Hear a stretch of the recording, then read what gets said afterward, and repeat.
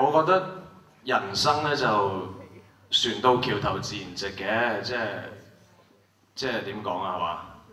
即係咯。我諗緊一句嘢係至於死地而後生咯。即係如果你擺喺設計或者係創作上面，即係我試過一個例子係我寫一首歌寫咗大半，但係即係編得好好嘅，但係硬係唔知點解啲音啲 melody 諗咗點樣唱咧，諗唔到喎。咁之後我就成首除咗啲鼓同埋琴之後，全部 delete 晒。但係點知咧，我再聽翻之後，又諗到另外一樣嘢咯。咁即係其實即係冇嘅，唔會有失敗嘅事情發生嘅。只不過係你用咩方法可以行翻通佢嘅，即係柳暗花明啊，又一村咁嘅道理啫，係啦。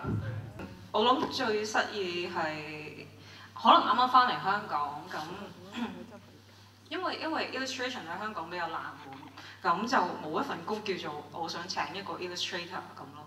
咁我記得我寄咗好多封求職信，寄咗差唔多真係500幾封，但係仲要加埋個即係自己 print out 一份好精美嘅插圖咁樣啦。咁其實好幾沮喪嗰段時間，咁嗰段時候都好困難咯。咁就嗰半年就自己學我點樣上網咯，因為咁樣寄法都唔係路噶嘛，即係好貴啊嘛。咁就學識咗上網，學識咗自己整一個網頁出嚟咯。咁跟住就叫啲 editor 自己睇啲網頁算啦。咁跟住就係因為嗰個網頁，咁所以就開始有人揾我咯。咁嗰陣時一本叫 Amoeba 嘅雜誌，而家冇咗啦。我一畫就即刻冇咗。咁Amoeba 同埋仲有一本叫士多嘅雜誌咯。咁跟住就開始都畫落去咁樣。做咁最困難係嗰段時候嘅。咁但係即係知道你唔開心啦，好似完全唔係波咁啦。咁但係點？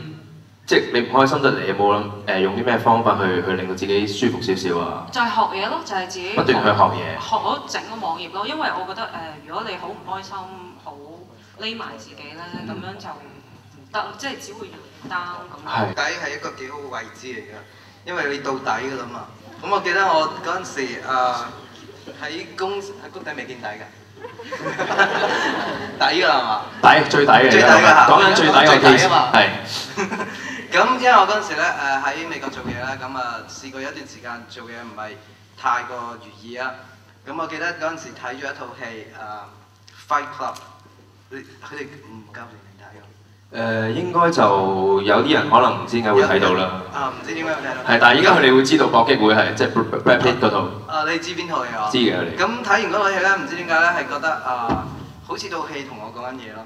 因為嗰套戲裏邊咧即係個 Brad Pitt 個角色咧。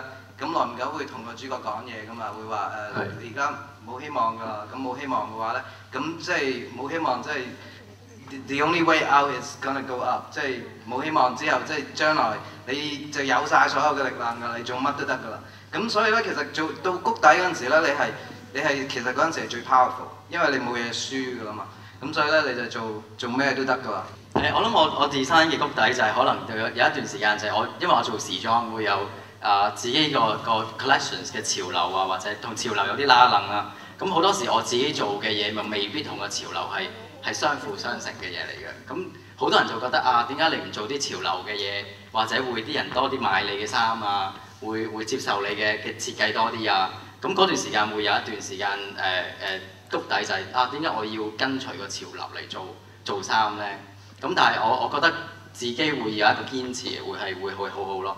咁當你有一個堅持嘅時候，人哋就會知道究竟你係想做緊啲咩嘅，而未必係一定係要同個潮流係跟得上個潮流嚟做嘢，因為創作始終係好自己私人嘅嘢嚟嘅。咁我覺得你話到俾人聽你想做咩嘅時候，當人接受到嘅你所謂嘅創作嘅時候，我覺得呢一樣嘢就會俾到我哋有一個自信心。我覺得要認識自己同埋俾對自己有自信咯。我覺得呢樣嘢好緊要。